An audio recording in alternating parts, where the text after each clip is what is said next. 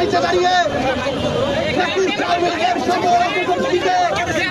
চিত্রাঙ্গুলি দেখিয়েছিল, তখন আমাদের বোনেরা রক্ত দিয়ে জীবন দিয়ে খুনি হাসিনার মতো স্বৈরাচারের পতন ঘটিয়েছিল। তখন সেই আওয়ামী লীগ এই দেশ ছাড়া হয়ে দেশের বাইরে তাদের কিছু কথিত দোষর, তাদের কিছু বাচ্চাটা তেলবাজ আমাদের বন্ধুদেরকে আক্রমণ করা শুরু করেছে। কারণ তারা জানে আমাদের বোনেরা যদি তাদের বিরুদ্ধে দাঁড়ায়, আমাদের বোনেরা যদি তাদের কণ্ঠস্বর সোচ্চার রাখে, তাহলে এই বাংলাদেশে ওই খুনিদের আর কোনো জায়গা হবে না। এই স্বৈরাচারের দোসররা যাদের ন্যূনতম অনুশোচনা নেই, ন্যূনতম বিবেকবোধ নেই, যাদের মস্তিষ্কের বিকৃতি ঘটেছে, যারা টাকার কাছে, যারা তোষামোদির কাছে, ক্ষমতার কাছে যুগের পর যুগ ধরে নিজেদের বিবেকবোধের বিক্রি করে দিয়ে এসেছে, তারা এখন আমাদের মা বোনদের এমন নগ্ন ভাষায় কথা বলে যেটা আমরা মুখে উচ্চারণ করতে পারি না।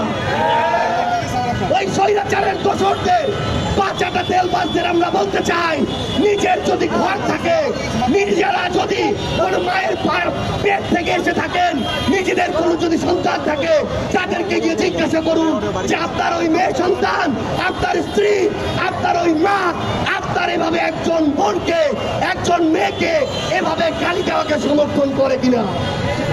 আমরা স্পষ্ট করে বলি, এই বাংলাদেশের বাইরে যে আওয়ামী লীগের দোসররা, খুনিরা এভাবে আমাদের বোনদেরকে অশ্রাব্য ভাষায় গালি দিয়ে তাদের মনোবলকে নরম করতে চায়, তারা মনে রাখুক আমাদের বোনেরা তাদের বিরুদ্ধে আরো শক্ত প্রাচীর হয়ে আগামীতে নামবে ইনশাআল্লাহ। আমরা দেখেছি আজকে জনাব মির্জা ফখরুল ইসলাম আলমগীরের একটি সাক্ষাৎকার প্রকাশিত হয়েছে। আমরা স্পষ্ট করে বলি, আর এই ধরনের পরোক্ষভাবে কথা বলা আমরা পছন্দ করি না।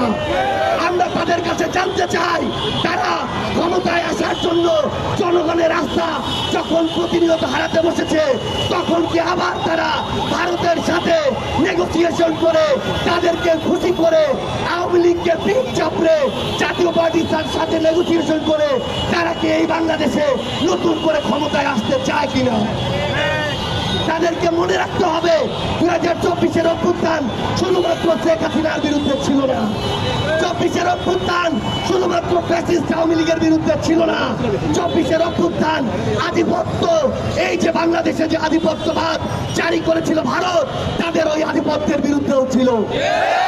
সেই আধিপত্যবাদী ভারত যখন এখনো ক্ষমা চায়নি, যখন এই খুনি হাসিনাকে তাদের আশ্রয় রেখেছে, তাদের আশীর্বাদে এই বাংলাদেশে কোন দল আর ক্ষমতায় আসতে পারবে না।